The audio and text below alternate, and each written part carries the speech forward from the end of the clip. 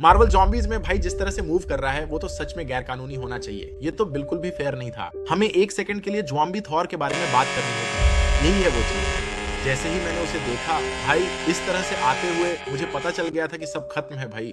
मैं समझाता हूँ कि ये कैरेक्टर असल में कैसे काम करता है और इसे इतना ताकतवर क्या बनाता है, क्योंकि साफ है कि ये ना तो तुम्हारा आम थॉर है और ना ही आम जॉम्बी थॉर। वो एक विशाल ताकतवर जॉम्बिफिकेशन का हाइब्रिड प्राणी है जो बिल्कुल पागलपन की हद तक ताकतवर है। थॉर का ये वर्जन सच में इतना ताकतवर है कि ये एक इन्फिनिटी स्टोन से पावरफुल बने हुए हल्क को भी गिरा सकता है भाई।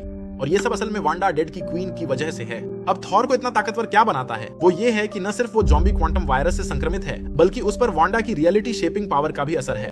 असल में उसे अराजकता का एजेंट क्वांटम कैओस का अवतार बना दिया गया है। इसका मतलब ये है कि वांडा ने अपनी कैओस मैजिक से थॉर की पावर सेट को फिर से लिख दिया, जिससे उसे एक जॉम्बी के रूप में भी कैओस मैजिक से भरे हुए स्टॉर्म ब्रेकर के लाल वर्जन में जबरदस्त बूस्ट मिल गया।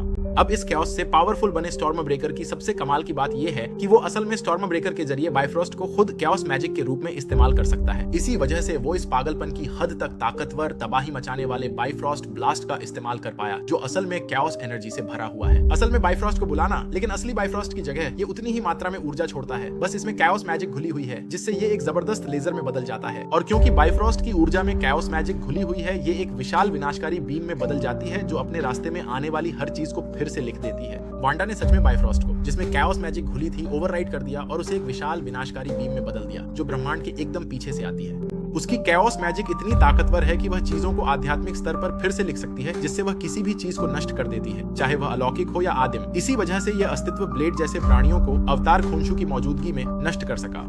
इस वर्षन के थॉर को सच में किसी भी तरह से अजेय बना दिया गया है भाई, यहाँ तक कि वह इन्फिनिटी स्टोन से बदले हुए हल्क के साथ टक्कर ले सकता है। जब मैं कहता हूँ कि ये जॉम्बिफाइड थॉर का वर्षन अब तक देखे गए सबसे कूल किरदारों में से एक है, तो ये सच है।